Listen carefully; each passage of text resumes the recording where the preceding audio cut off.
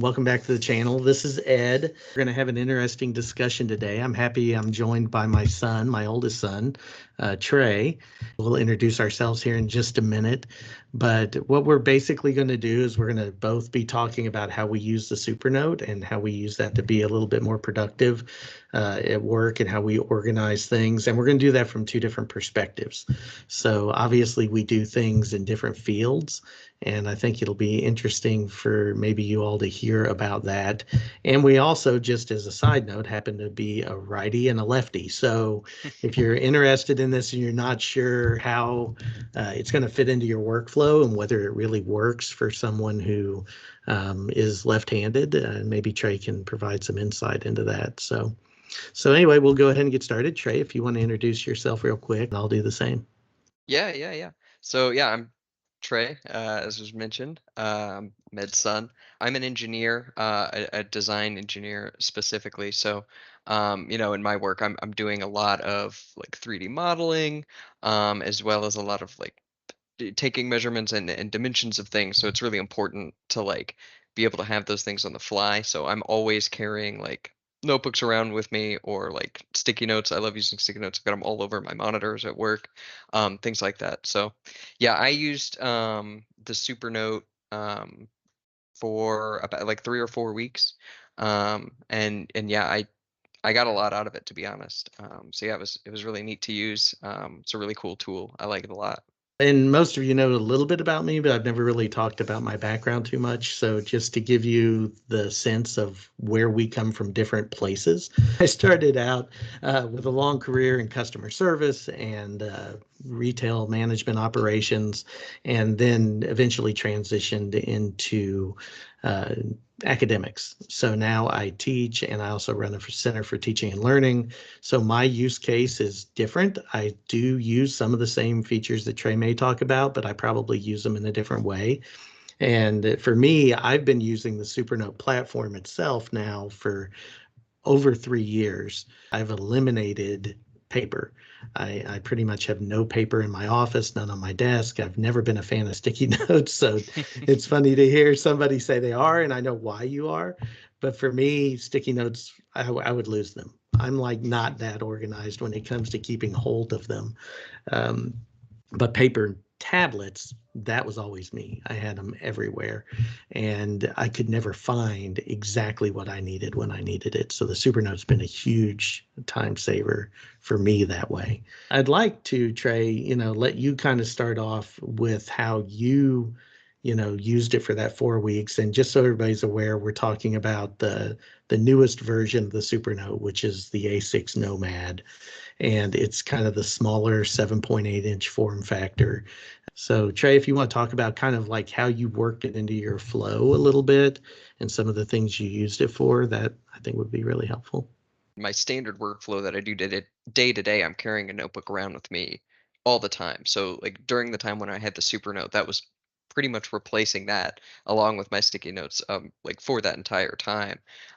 So like the main thing that I use it for every day, it's pretty common in the engineering world. We have our morning stand-up meeting where everybody gets together. We talk about what projects we're working on, what we have coming up, and any issues that we've run into.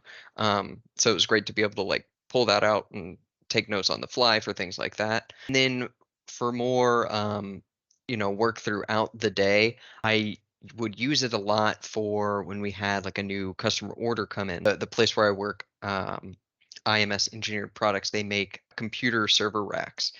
So we'd have a new order come in and we have, a quote with maybe these 30, 40 different items that they want included in their rack. And when you're designing that, it's a lot to keep track of at the same time. And so I'm always writing things down, making sure, I'm keeping track of what I've gotten done, what I still need to do, custom parts that need to be made, things like that.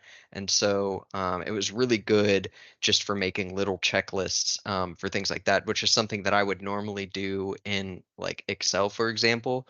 But I think it was nice to have the Supernote because rather than having to switch tabs between my 3D modeling program and the quote that I've got pulled up from the customer and my emails, I just have this one thing right in front of me that I can quickly reference. We were just talking before we started recording about the new like to-do list feature that they have, which I think would be even better for that sort of thing. Like if you're quickly just checking things off throughout a list. It's also great for when you're actually on the customer site. So, fortunately, during the time when I had the Supernote, I was actually out at one of our customer sites downtown in Chicago, taking some measurements of a room that we were going to make some custom enclosures for, and it was just an absolutely great tool to have for that, because if I were to just have a notebook, I'd be flipping through pages, because it's one of those things where you go out and take measurements, and you find things out there in the moment, and the customer representative is there with you, and they're making changes on the fly, so you're having to scratch things out, write down new numbers, take new measurements. But having something where I could like just quickly like erase things, or there was a complete other aisle for containment that I didn't even realize we were going to need at first. So on my little sketch that I had, just being able to kind of shrink everything down, copy and paste, and like make a new aisle in like 30 seconds, that was awesome. And that way I could really focus more on like getting the measurements that I needed and like the actual physical space that I was in, rather than taking the extra 5 minutes to start over and do a whole new little sketch. So yeah, it was great for things like that. Yeah, I think those were the main things that I used it for, were just like quick little sketches and things like that. Our morning stand up meetings, and then like yeah, checklists for keeping track of larger projects. Awesome. Do you have, and I know we kind of talked about this at the outset, but I think everybody'd probably like to see if there's anything you can share, like maybe Yeah, what some of the sketches might look like, or, kind of how that workflow, for sure. would show itself. Yep, it's coming through. Okay, cool.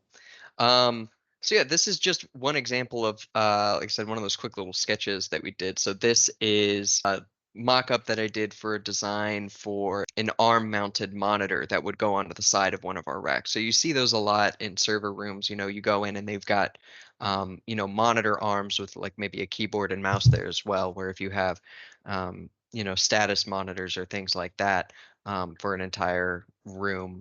You can kind of have that on a monitor at the end of the rack. And so we wanted to design something that could easily adapt to some of our product. And, like I said, just as far as like initial concepts, things have changed from what you see here, obviously. But like for a quick sketch of like, okay, we need this main side panel here, and then realizing, okay, this is going to need to be, we're going to need another like transition plate to weld onto that. Like being able to kind of draw this in more detail, and then go in and shrink it down, and do these pieces one by one, to kind of get that overall drawing, was great. And then let's see here. You can see there, some of these are, like I said, these quick on the fly notes that I was taking at the customer site, just to kind of keep track of measurements. These are obviously very rough, sloppy notes, but the fact that I could go in and erase these numbers and change whatever I needed to on the fly was great, and that allowed me to more easily like go in and do kind of a more detailed breakdown later on. Another thing that I'll call out that you can see at the top of this page, is another feature I used a lot, which was, I think they're called headers, which basically allow you to create like chapters in like one single notebook, so you can easily jump between them. And that was great because at any given time I might have 3 or 4 different projects that I'm working on, and rather than having to skip through all the pages one by one or make different notebooks for each different project, I can have them all in the same place and jump between them super quick. So that was really nice. That along with the star shortcut, where if you draw a star, you can similarly jump to that point in the notebook. Those were great features to have. That's really cool because one of the things that I tend not to get these big long notebooks, but I Hmm. know so many people that do. They like being in one notebook and using that as like their table of contents. Right. And what I found is for me, this kind of works in reverse. So I take short meeting notes. So I'll be in a meeting and I'll go ahead and add the heading, even Hmm. though it may only be 1 or 2 pages at the time Hmm. in that notebook. But then later, like when I left my last position, I went and combined all of those notebooks into one large notebook, and all of the headings transferred. Hmm. So now, instead of, worrying about what if my one, because I'm kind of a weird person that worries about redundancy, and what if my one note corrupts itself and now I've lost all that information. Right. What I could do was, when I combined all that, now I could go through and I could see by date every time and skip in that larger notebook, to where all that work I did over 2 years.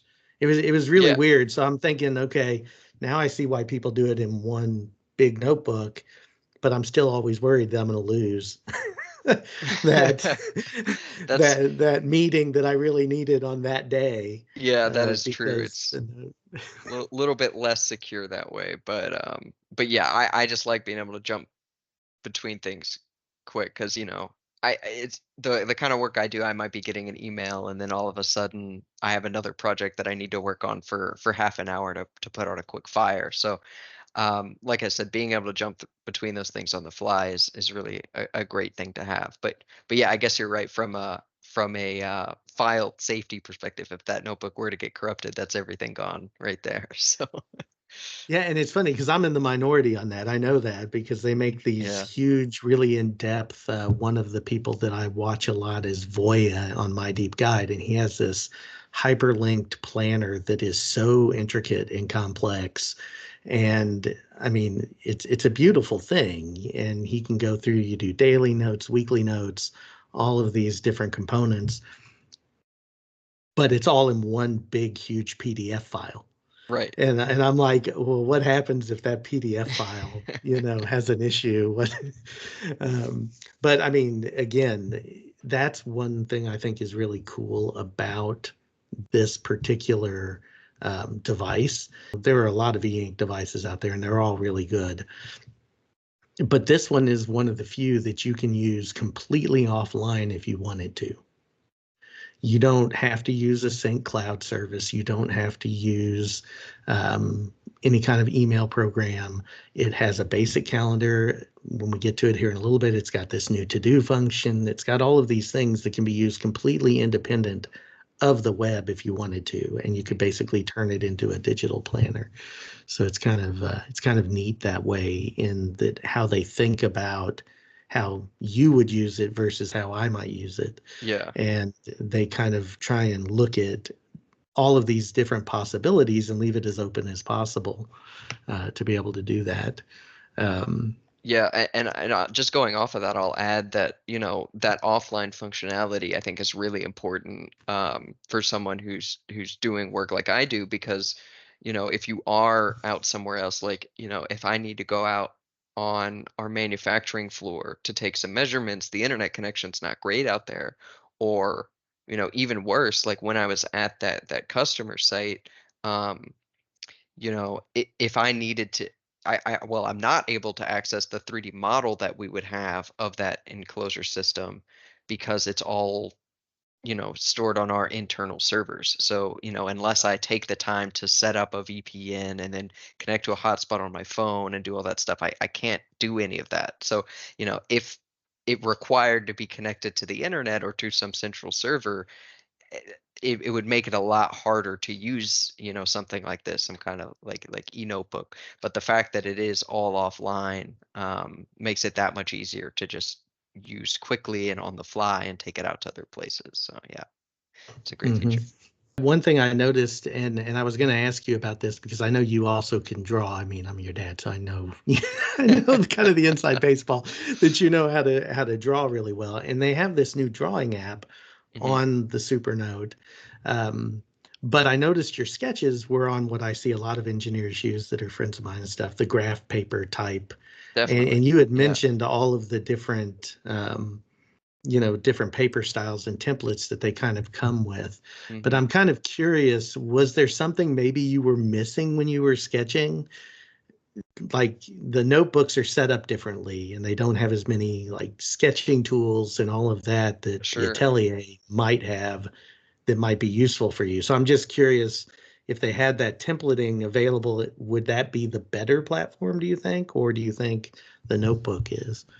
As far as what I'm doing with like quick sketches here and there, like the minor details aren't super important, so I don't necessarily need all the functionality that's in like the drawing app, which I did play around with a little bit and is very nice. Yeah, I don't know. I guess if there was anything that like I would say that would just add to it or make things even easier, it would be like different like pen styles or something like that. Because if I'm drawing something, it might be easy to or it might be really nice to have like hatching lines that I could put in really easily, like to show that something is hidden, or to like do a break in a section to make like jagged lines really easily or something like that. I mean, but those are kinds of things that I can't do on pen and paper anyways, right? I have to do all that manually. So I mean, that would be just like a dream like quality of life thing I think to add. I think the main reason that I preferred using the notebook was just yeah the fact that I could easily like jump around, add in new pages, and then like you mentioned as well the templates, being able to switch between if I wanted just like the dots on the paper, or the faint lines or the grid, or even isometric paper for more three-dimensional drawings. Being able to switch between those was really great. And so I think that's what led me more to use the notebook as opposed to maybe the drawing app.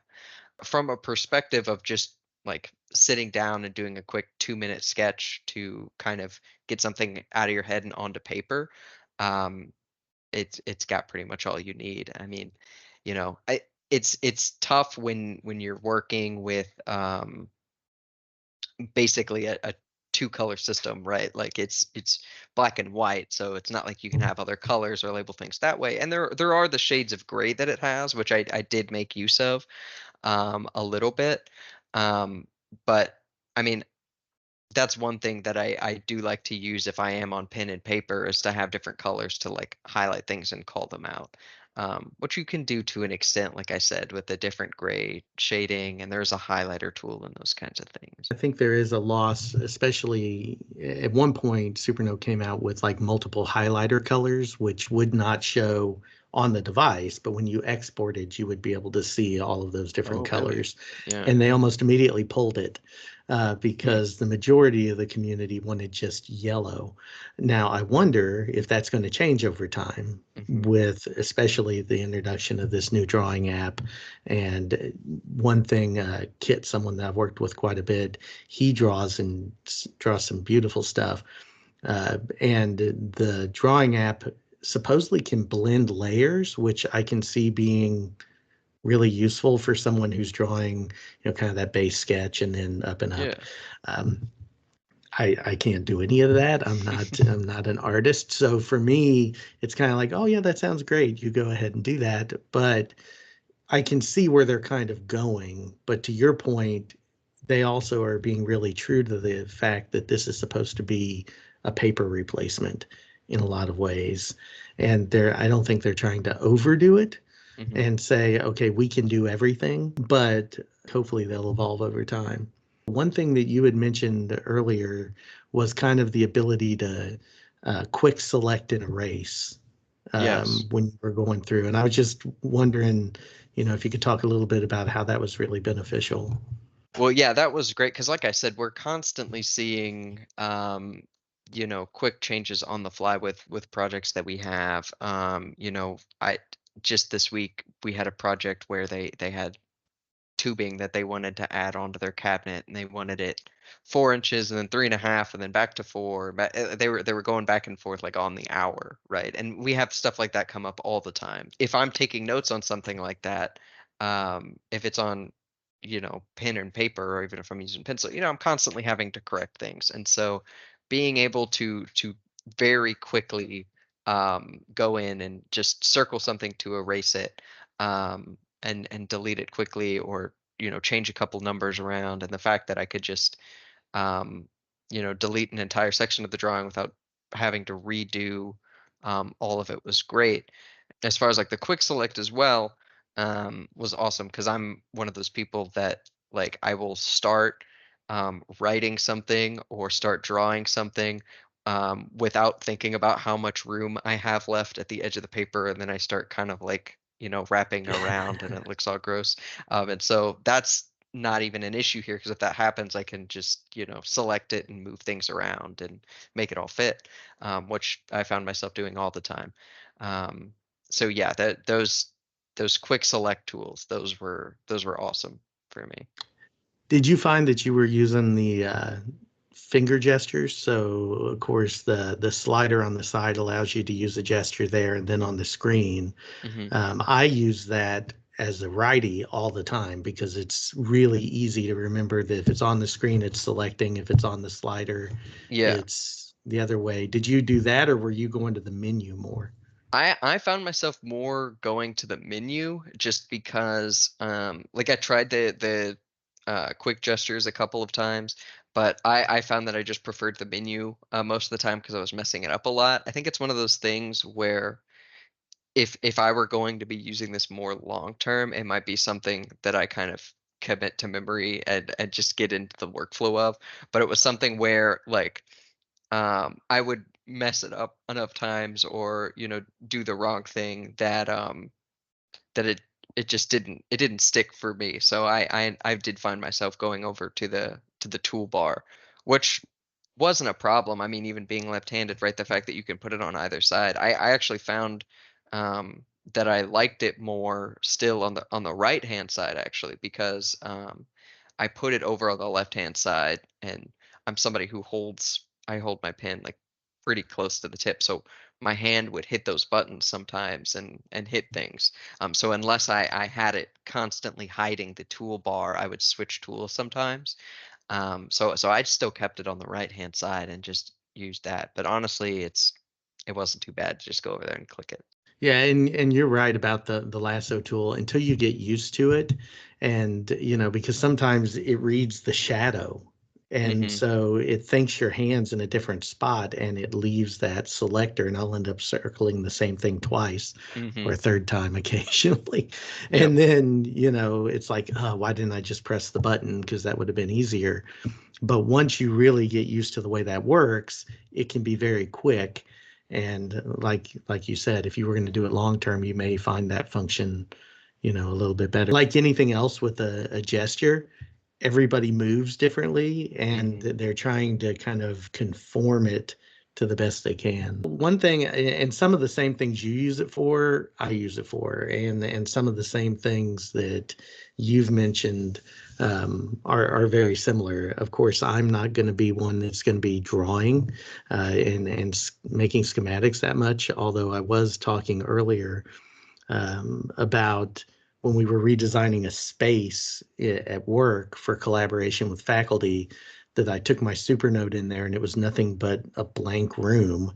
And I basically started sketching out where monitors would be, where this would be, where people Hmm. would sit. But it was super, I mean, second grade type. you know, here's a little bitty square where a TV is going to be. Here's where the Yeah, yeah. door is, that kind of stuff. But then I could send that little sketch to facilities, and then they put it into CAD, and next thing you know, we had a fully mapped out, space. Hmm. And occasionally I'll go back to that drawing and I'll be like, hey, I actually drew what this was going to look like, tables and all, but it's just basic squares.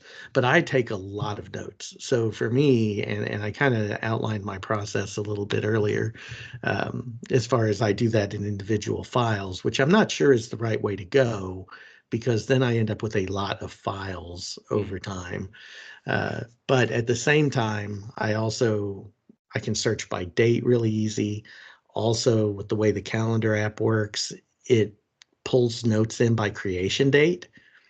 So if I go back to a certain day on the calendar, I can see all of the notes I started on that day.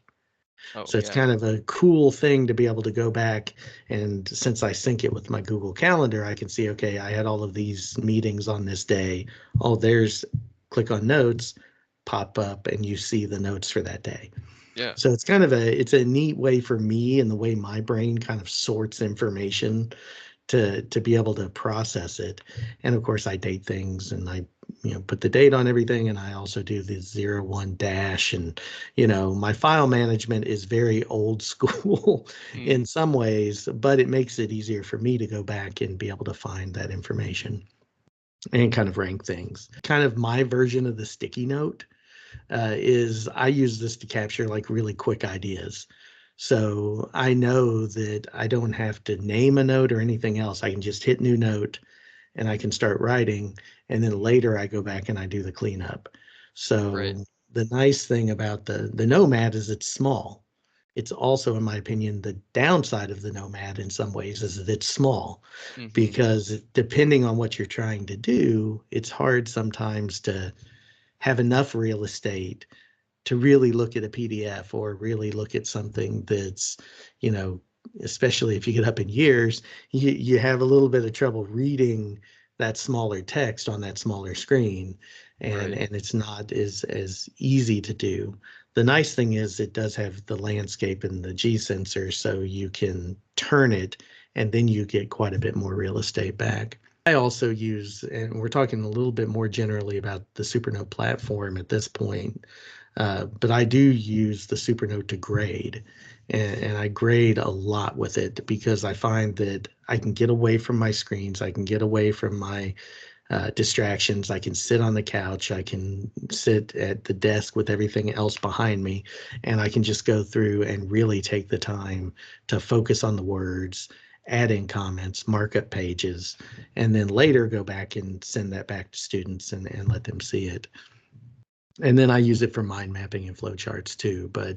And I've got some videos that I'll link in for people to see kind of how that workflow goes. As far as the favorite features for me, I would say that calendar integration is a big piece. Um, One thing I use, and I didn't hear you mention, but I'd be curious if you used it at all, is the real-time handwriting recognition. So I exclusively use the real-time recognition notes, primarily because even if it misses things, it's better than I would have had I not used it. And so when I go to export that, I've got some kind of recognition and still can see the handwritten pieces to kind of clean that up in the background. Did you use that at all, or did you see kind of how that worked for you? I did play around with it a little bit. For the kind of like work that I'm doing, it didn't really translate too well because a lot of the times, and I think that's it's kind of comes down to as well, just kind of the way that I take notes and things. Because I'm constantly like, I'm not really somebody who like starts at the top of the page and writes left to right down. I'm all over the place, right? I'm drawing arrows. I'm connecting things here to here. I've got, little doodles going on that help me remember, certain things. And with that, I found that it kind of threw off the real-time recognition. And when I went in to go clean it up, it made it a lot harder to do that kind of thing. There was one instance in which I used it that ended up working out pretty well. That was not work related at all. In my free time, I play a lot of Dungeons and Dragons, and I'm currently running a campaign, and I needed to write out just a quick little paragraph that I was going to have for a character's backstory plot that was coming up. And so I just wrote out a little paragraph on that really quick because I had it all in my head, and I didn't want to type it out because I didn't have time. So I just wrote it down on that, and that worked really well to just translate that into text and then throw it onto my computer. But as far as like for what I'm doing day to day in my work, yeah, I didn't see myself using it a whole lot, honestly, just because it didn't map very well to the way that I take notes. Actually, believe it or not, that's something we kind of share in the way that I take notes. I mean, I do start top down, but then I'll be like, oh, wait a minute, this idea connects to the other one. So I draw this long arrow that Hmm. comes down and it basically makes that a subnote of that larger note that's up here. Right. Or I'll write sideways, horizontal, or I guess it would be vertical Hmm. in the note because I'm like, oh, wait a minute, that's something I need to add in. And the real-time recognition just bugs out at that point. It says, Yep. nope, that letter isn't a letter because letters don't do that. Yeah. And so I found that I still use it because I think it's a better place than I would be without it. But I've been dabbling with the Obsidian. Hmm. And one nice thing is when you pull that in through the plugin in Obsidian, it pulls in both the recognized text and the image. So when you're cleaning it up now, you can see both of those like right there. You've got the recognized text and you've got the image right there with it.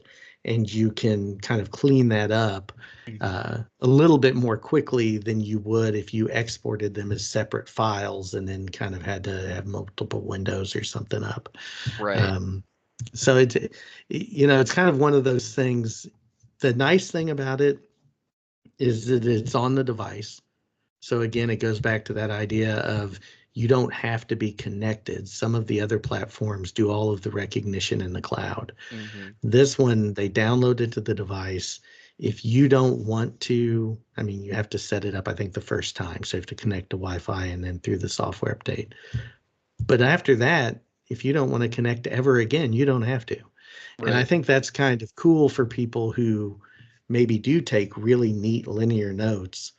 And of course, the neater you write, the more accurate it is. And you can export those to PDF, you can export them to Word, you can export them to just a text file, a lot of different ways to do that. So I really enjoy having that as an available option. I'll show the PDF comments. So this is something that I use, and I didn't use the student paper here because I don't want to violate anyone's privacy or anything like that. So just a little bit before the recording here, I thought, okay, well, we've been reading Aristotle, and let me show a couple of examples of how this works in the Supernote. And one thing that I learned here, Trey, we were talking about colors a little Hmm. while ago, is it used to be that the color came out just yellow Uh-huh. for a highlight, but it also came out yellow for a comment. Uh-huh. Now it appears comments are coming out blue. So that's kind of a new feature that I didn't know was happening until I Yeah, did that's this. nice. Yeah. I mean, that's nice because that's the kind of thing I'm looking for, right? It's just an easy way to visually differentiate if I'm looking at, yeah, like a comment or something that I've highlighted or just the color coding. Yeah, that's awesome. Well, and what's nice about this is, and I think Supernote's the only one that's done this natively in their reader for PDFs. So like the highlight comes through, but in this comment, if you look over here to the right, you'll see that's the actual comment. So I Oh, right. wrote that in the handwriting recognition virtual keyboard as a comment. So I just wrote it out.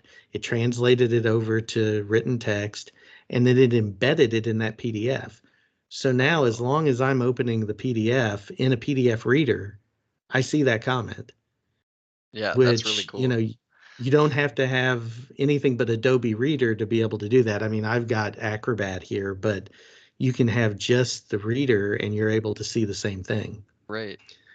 And then the other component, which, from an accessibility standpoint, as far as screen readers and stuff, I know this is a problem. And a lot of times I'll go back and type these comments in Hmm. when I'm giving them back to students because I don't want to have that be an issue for them.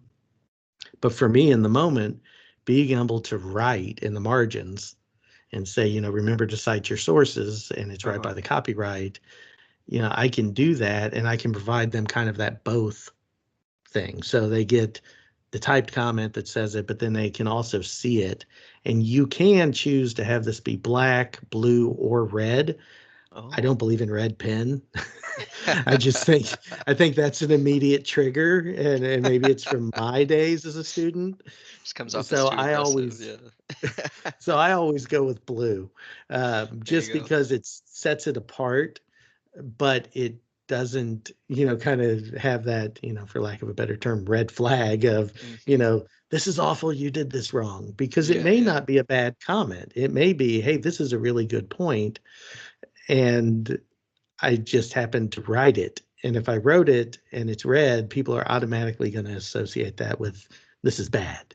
Right. So again, the device size is where I struggle. I tend to do this on the A5 size, which is the 10.3 inch. And I'd really love to have the one they're coming out hopefully by the end of the year, which is going to be the A4 size, which is basically a legal pad. Because for PDFs, that would just be, you kind of talked about your wish list of being able to do hatch marks and all this other Yeah. type of stuff. For me, as someone who grades papers and reads a lot of PDFs, that would be like the most wonderful thing ever, to be able to do that. I don't know in your work. I mean, I assume you probably read a lot of technical journals or have, you know, some different things that you may use this for, but I don't know. Yeah, I mean, well, that's one thing that I immediately thought of is, when we're, getting in quotes or things like that, those are typically on PDF. So, and that's something where if I was using it more, I would have liked to get into as well, is just being able to pull those PDFs in. Maybe like through the Supernote system, like if I was able to log in, save those PDFs, and then immediately pull them to my device. um, Obviously those would be looking at a standard 8.5 by 11 sheet of paper there too, because that's something that I'm normally doing. Right, is if I have an especially complicated quote that I need to reference, I'll typically like print that out and just like go line by line through it. And so being able to save that paper and have it right there, yeah, that'd be awesome. Yeah, and what's neat about that, and this comes up a lot with what I do, is the linking feature within the Supernote itself. So if you, like, for example, needed to be able to refer to a PDF from a notebook, you can actually do an internal link, Hmm. and it's a hyperlink to that PDF, and you can hyperlink to a page. Yeah, that's I really mean, it cool. goes really granular. It's pretty cool. Yeah. When they introduced that, they had the annotations. They have this thing called a digest where you can highlight and then basically have handwritten annotations that you export separately. Mm. But when they came out with the comment feature, I kind of thought, well, really, that in my case replaced the annotation, Hmm. because it then allows me to move it across different media types in a different way instead of having it be separate things. The downside to that is the digest collects all of your highlights and your annotations, but not currently the comments. Mm. So the digest feature, you would be able to see all of that, Right. um, if it wasn't the PDF comment. I think they're working on that, but again, a lot of this is in the weeds. That's my specific way to need to do something, and I think they're pretty good at not trying to force you to do it one way or the other, Hmm. which to me I respect, because I work differently than someone else might, and I don't want to minimize the way they do it and say, well, only my way matters. Yeah, no, I mean, and that's a big selling point as well, right? Is the adaptability, the fact that there isn't just one way to use it, is really nice. You had me thinking when you were talking there about, you know, the ability to leave comments in a PDF that would then be embedded into that PDF. That's another thing we look at a lot. Are we have technical drawings for every single thing that we make, right? So literally thousands of them, and we'll have sometimes just small little revision changes that like aren't gonna completely break everything, but it's something where like these drawings need to get updated at some point over time. And so if there were like a really quick and easy way to mark those with a comment, to where it wouldn't be actually changing the drawing at all. So if someone on the floor printed it out, it's not gonna mess anything up or say that it's an Hmm. invalid drawing, but being able to quickly like label this or leave a note saying, hey, this is what needs to change on this drawing or this set of drawings. That's really nice. And the fact that that can be something that I can pull onto the Supernote as well, so I can actually like hand write it, or if it even needs to be something that I actually put on the drawing as a, to show what's going to change. That's really nice. Yeah, and then what's neat about that is it does a separate mark file. So until you export it, Hmm. it doesn't, it never changes the original PDF. Right. Yeah. So basically, it's that separate file. And then once you hit export, it creates a new file by merging the Hmm. two. which is pretty cool because you never lose, to your point, that original file. You don't accidentally, mess something up or get rid of it. And there's different ways to do it. Everything from the annotation to just the handwritten comment to the actual embedded. But Hmm. again, it's a pretty fun feature for me. I think they're really close on email, but they're not there yet. I don't use it for email for the most part. Hmm. Uh, I keep it on my device. So if I'm in a meeting and I don't want to pull out my laptop or pull out my phone, I can switch to email real quick and I can refresh and I can see something. Sure. And they just in this new beta put in the ability to click links from the email. Okay. And that's pretty cool because if someone says, "Oh, I want to share this Google Doc with you," there's a very rudimentary onboard browser that you can look and view different Yeah. things. So it's So kind of cool that way. would you be able then to download a PDF from an email? Um, Mhm. yeah, okay, that's cool. Because then yeah, if you could download it and then have it right there, that'd be great. Yeah, you can actually download it, and Supernote also has support for Word. I mean, and when I say support, you can view a Word document and you can do Sure. minor editing, but it keeps it in the original format, which Mm. is no other device does that without having to use the Word app.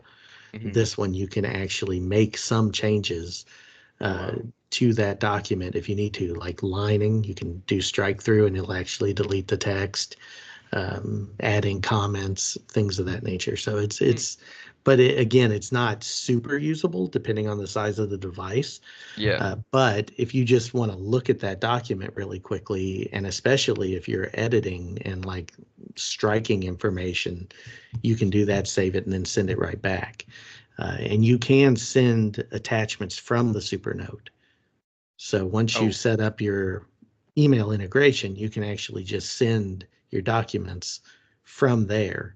that's great. So I can see it eventually being this really cool feature. Um, but again, they're just working out, it's not really designed for that. It's kind of a nice to have. And I think that over time it may be able to do that. The Yeah. last thing I want to show really quick before I forget, because Uh-huh. otherwise I'll forget, is we were talking about the To Do app earlier, and I think that for me, the To Do app it's one of those things I didn't ask for. There were a lot of people asking for it, and for me, I'm like, okay, it's not big on my bucket list. I have my Google Tasks. Before that, I had Outlook tasks, now renamed To Do. I That's kind of where my task list lived. And I never really thought about how it would work in this scenario.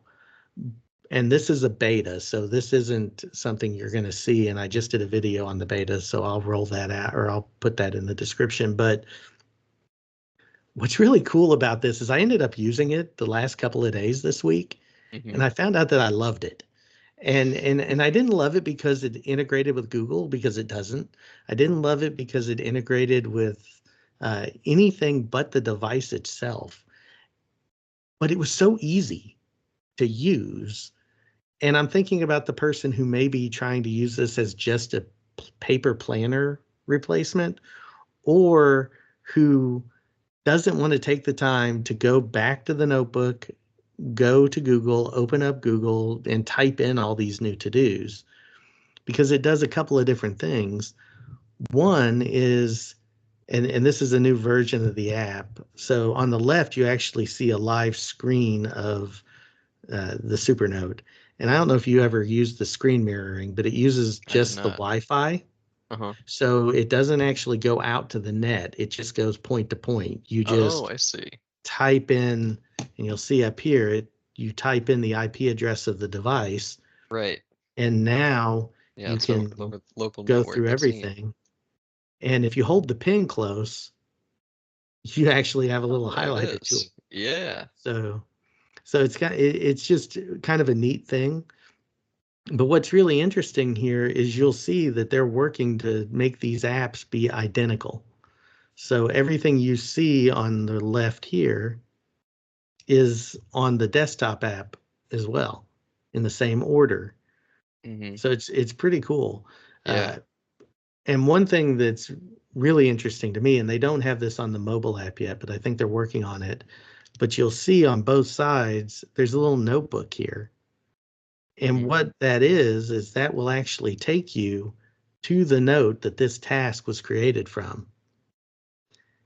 And why that's cool is, and see if I can remember how to do this, see if it even shows on the screen. Well, there we go, talking about my finger press not being captured. So let's go ahead and do it with the button. So if, and it is showing, so it pops up. When I go here, I can actually say to do to that calendar list, and it pops up and recognizes that text. That's so cool. So when you press the calendar button, and let's say we want this due today because we're talking about test task 2, and then I hit add, now what's happening in the background is that this is syncing with the Supernote cloud. And what you'll see is this already came over to the desktop. Oh, So it's already there. huh. And if I click on it, it's going to take me straight back. So Nice. that's why I found it like super cool this week. It was like I was Yeah. geeking out, and it was weird because I was in a meeting with my boss, and we're jotting down all of these things, and he's like, "Oh, reach out to this person, reach out to this person. Let's talk to this group about this project." And I'm writing all of that down in the list. And when I went back, all I had to do was circle each one of those Uh-huh. and add them to the to-do list really fast. And then I just started writing emails. And as I wrote the email, I went back right to this on my desk and started marking those to-dos off without ever having to involve Google. That's It was great. just weird. Yeah, no, that's really cool. See, this is what would convert me to your method of individual notebooks, right, for each project, because now this is basically my table of contents, right? I've got everything I need to do this week listed out right here. I click on one thing, it takes me right to where I need to go. That's really cool. Yeah, and the nice thing is you still have that history. Hmm. So even under completed, and this was something I didn't notice until we started talking about it, this task is all done, Hmm. but I can still click on it and go back. Still linked there, yeah. So the link is persistent. So I don't know. It was one of those things I never asked for. I didn't, but I supported when they were talking about it. There were a lot of people on Reddit that were like, okay, we don't need this. This is for people who write. This isn't for organization. This isn't for project management. This is for writers. And they're giving a lot of hate to Mm, the people who keep asking for this to do. And I'm like, no, that's what makes the company so cool is they're listening to the people who are in the community and yeah, they're saying, okay, let's try this new feature and see if it works. yeah. And it does. And this is like the quickest implementation of it. It can only get better. And so part of me is thinking, why not? Yeah, exactly. You're like, yeah, if you can include more people, why wouldn't you? Like more different kinds of workflows and styles. That's really cool. I like that. Yeah, it's one of my favorite things. And the last thing I'll talk about, and then we can kind of have an open discussion maybe about where you see the platform and maybe some of the things you'd like to see the most, Sure. and then what kind of my wish list is. Uh, but they just recently, and this is completely live on the Nomad, which is the side loading of apps. Hmm. And it's in the beta on the A5X, which is the old version of the platform that I have and I started with 3 years ago. This idea of side loading apps, and one thing that I want to be careful with here, this is not an Android tablet. It runs Android, Hmm. but this, if you're expecting to load YouTube on here and watch a video, that is not going to work Yeah, good in luck. any way, shape, or form. There are some color inks that do it. They don't do it great, but they have specialized chips and they're trying to go that route. This is not for that. I love side loading in my case primarily for the reading apps. So now instead of having to have a Kindle or the Kobo, which I have, and not being able to use Libby because the Kindle came standard with the Supernote, but then you couldn't really access Libby unless you had, and that for those who don't know, Overdrive and Libby are public library apps that send books to you. Hmm. And for people who didn't have that, there was no way to read that on a device like this. So you would still have to have multiple devices to be able to read. Now that you can sideload, you can take the APK file, install it on here, and now I basically have an all-in-one Kobo, Kindle, and Overdrive Libby device to be able to read all of my stuff. Hmm. And for me, that's where I'm really excited about the side loading function. Um, I don't know, are there apps maybe that wouldn't be as high powered? I mean, obviously you couldn't put some of your stuff I can imagine on there at all, but are there some that maybe would work as a side load?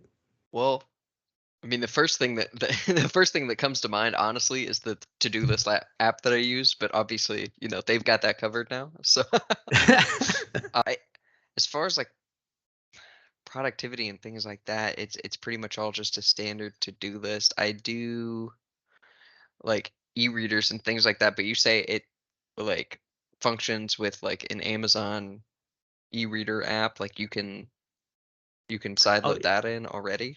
yeah, I forgot to So mention Nook. Actually, the Nook experience on here is awesome. I mean, I don't have yeah, any Nook books right now huh. because I haven't been in that ecosystem for years, but their reader is by far the prettiest on the Supernote. It functions really, really well. They all function good, Hmm. but it's probably the best of the big three experiences between Kindle, Kobo, and Nook. That's neat. Think the other thing I do a lot of like if it was able to like load in like a scan that I had. Like I use like Office Lens a lot to take uh scans of like physical drawings that maybe I don't have saved online. And so like if I was able to take something like that and load it in, but that's a little bit tougher because now we're talking about images. Just so you know, it will do images. What's interesting, I don't know about Lens because Office Lens is a great tool. I've Hmm. used it for years. Yeah, I use it all the Uh, time. One thing is that OneDrive, and I don't know if you probably didn't have time to mess with any of this because you only had it for a little while, but we talked about the Supernote cloud, and one thing about the to-do list and why it's so cool is because that works with their cloud. Mm. But to be very clear, you have to be in their cloud. That doesn't work if you are syncing this with Dropbox or OneDrive or Google Drive as far Hmm. as the transferring of the to-do list. It'll always still be available on your device, Right. and you can always set it to be available in the Supernote cloud, but it's not going to go to Office. It's not going Gotcha. to do that.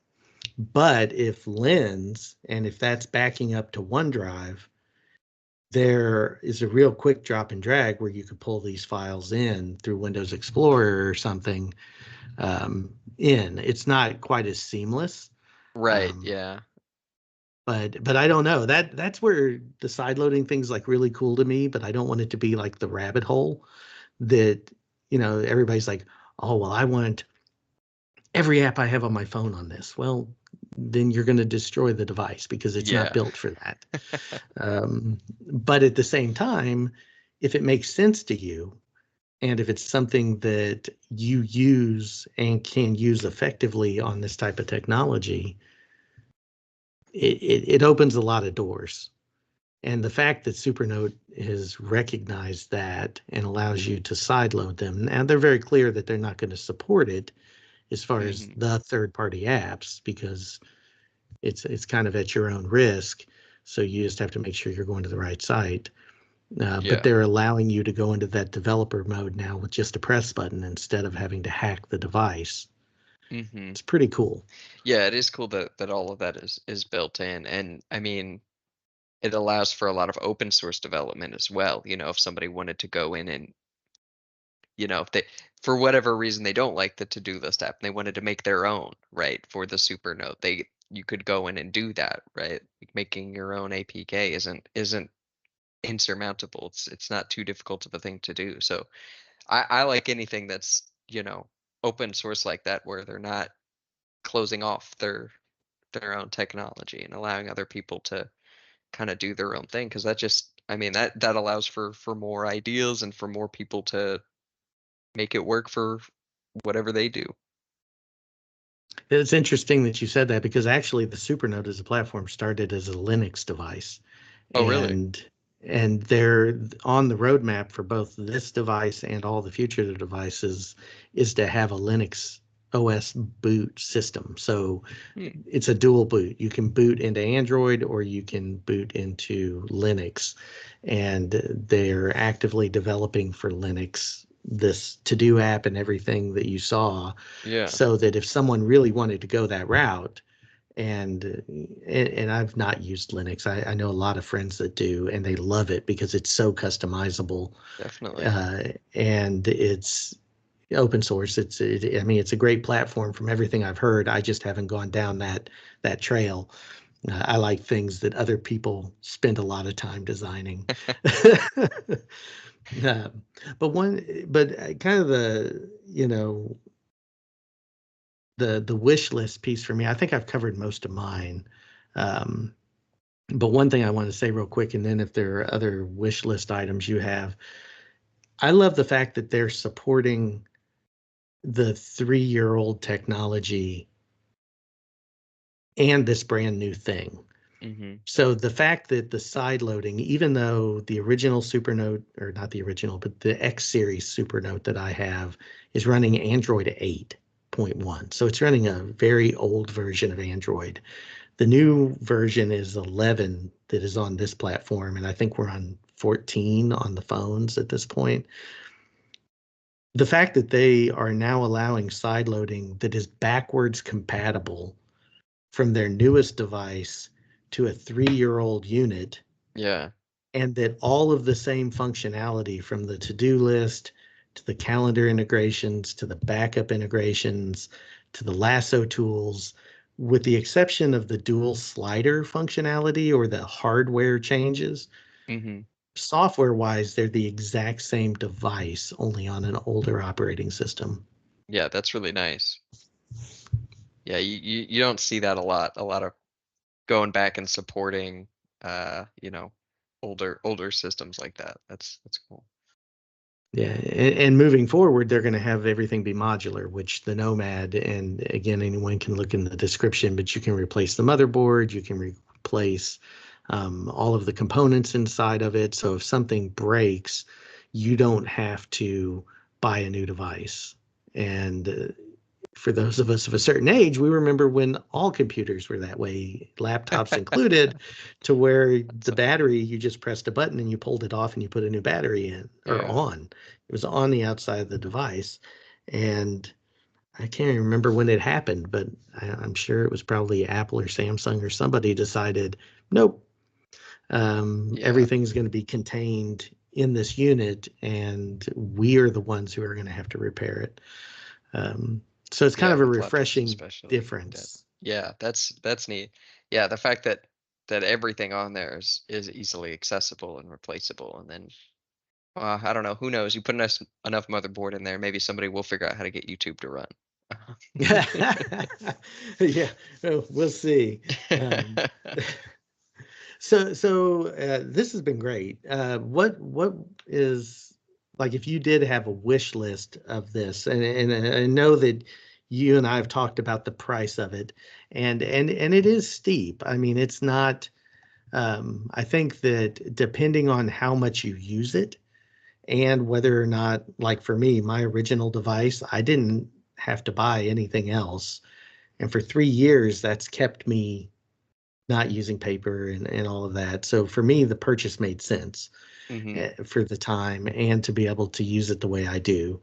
Um, but I mean, for the Nomad, I'm just looking real quick to make sure that I get the pricing right. This for the absolute base model is, so if you went for the base model with just the retractable pin, which by the way is fabulous.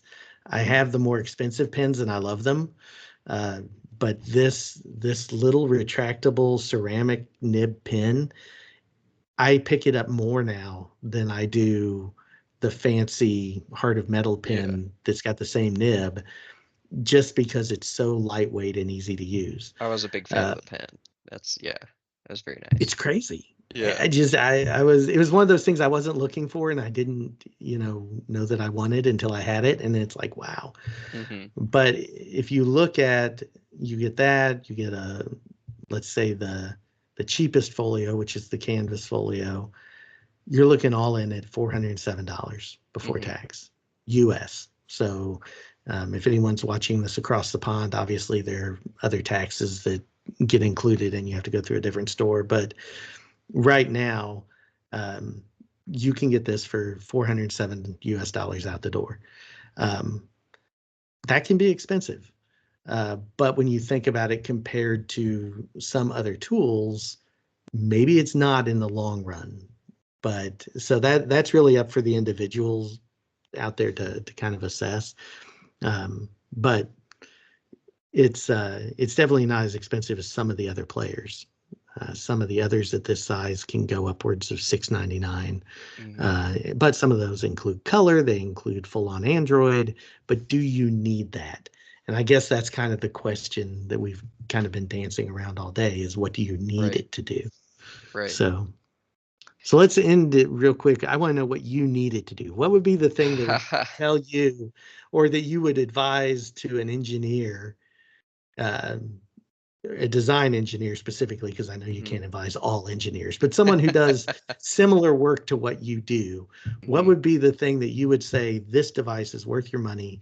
You should go buy this. What tool set or function would make that kind of the game changer for you?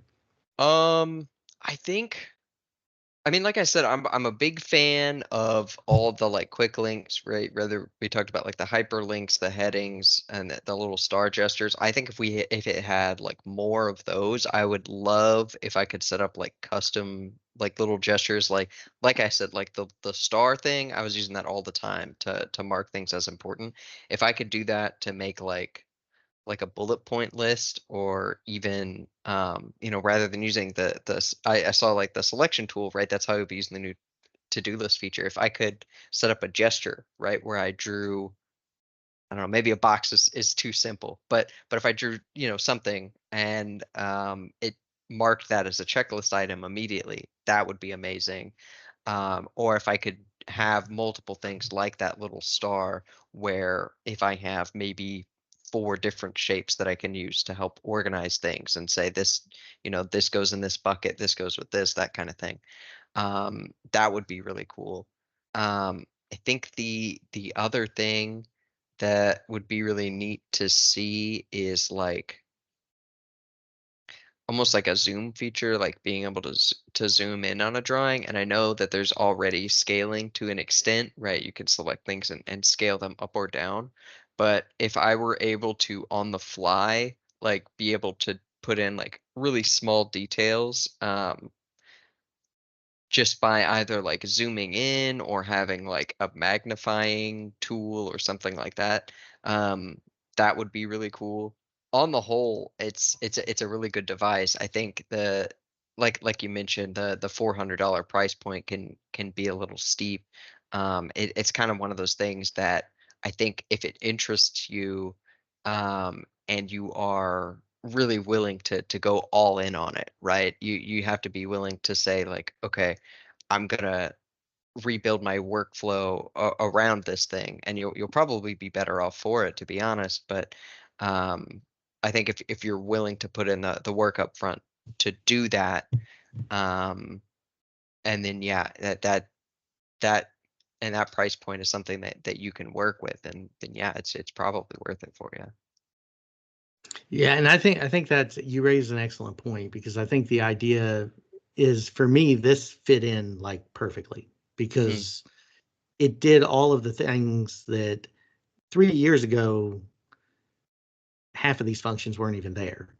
And Right. at that point it did everything I needed. Yeah.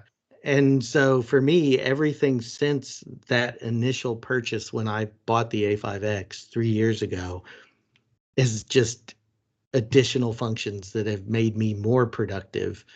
But the worst thing I think for anybody, and that's why I recommend so many different um, YouTubers who helped me make this decision. I mean, I watched My Deep Guide, I watched Kit Betts Masters and Brandon Boswell, and and I really kind of dove in and I said, okay, how are they using these technologies? And once I made the decision over the Remarkable, which is the biggest player in this space right Hmm. now, to go with this one, I can't imagine having made the other decision Right. because for me, this was the perfect device. Now, for it's not going to be that way for everybody. The worst thing that could be happen is you spend $400 and it sits on the shelf 30 days after you buy it. Hmm. I use this thing every day. Yeah. And like you mentioned, it wasn't work related, the one thing you did, and you found it really cool for D&D. Yeah, that's great. Yeah, the fact that it's not just a singular tool, you can use it. I mean, anytime you're looking to write something down, pretty much, which if you think about it is a lot. So yeah. So, well, anyway, Trey, I took up enough of your time, but thank you for doing this. I Hey, think that's been it's been great. useful. Maybe we can do it again sometime. Maybe Totally. down the line. I know I plan to review more of these devices as they come out, and maybe we can once the A5X2 comes out, maybe we can kind of do some comparisons Yeah. and just see um, where we go from here. Thank you very much, and hey everybody, welcome back. Thank you for hanging in there through that video. I know it was a little bit longer than my normal videos, but I really wanted you to kind of get the flavor for the different use cases and kind of as Trey and I talked through how we use the device. Uh, just to see what that process may look like. One of the biggest things about this channel and about the way we approach things is that it's about finding the right method for you. And it's about finding whether it's a Supernote or any other device, it really doesn't matter if it works for your workflow and the way that you process information. So, thank you again. Thank you for all the support. Please like, subscribe, click down below and put in a comment. We would love to hear from you. Ask a question, add to the conversation. This channel continues to grow. It really is amazing to me how many people are tuning in. If you've watched more than 2 or 3 of my videos, please think about subscribing. It'll definitely help the channel a lot. But otherwise, I will see you soon, and thank you again so much for watching.